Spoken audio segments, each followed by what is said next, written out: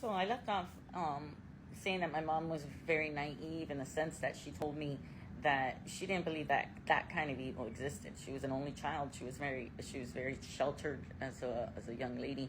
But unfortunately, my mom did experience trauma through her uncle, my grandmother's brother. And so she already had known the signs of somebody that is an abuser.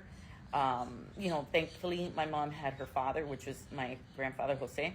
That was a good man. Like my mom says, that man was amazing. Like she really showed her what a true man is. And so she always had that as a basis to help her through her trauma. And so when she was being abused from the age of 8 to pretty much 19 until she got married, the only time she wasn't abused was when she was dating Pablo because he kept her safe pretty much.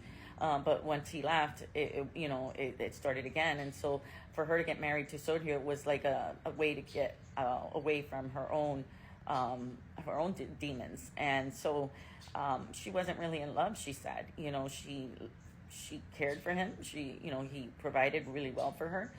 And my grandmother pushed it, pushed it, and I didn't realize even as a kid that my mom didn't like my grandmother very much. They fought a lot, and my grandmother was a very happy-go-lucky woman, and I only remember happy things about her. But I do remember thinking, why does my mom hate her? She's so sweet, And it was because my mom at 15 had told my grandmother about her brother, and my grandmother told her to be quiet. And continued to treat her brother like a king in front of her, giving him her rations when Cuba was food was being rationed, and she would still treat him well, knowing that this man was abusing her daughter. So that's where the hatred came in between the two of those two.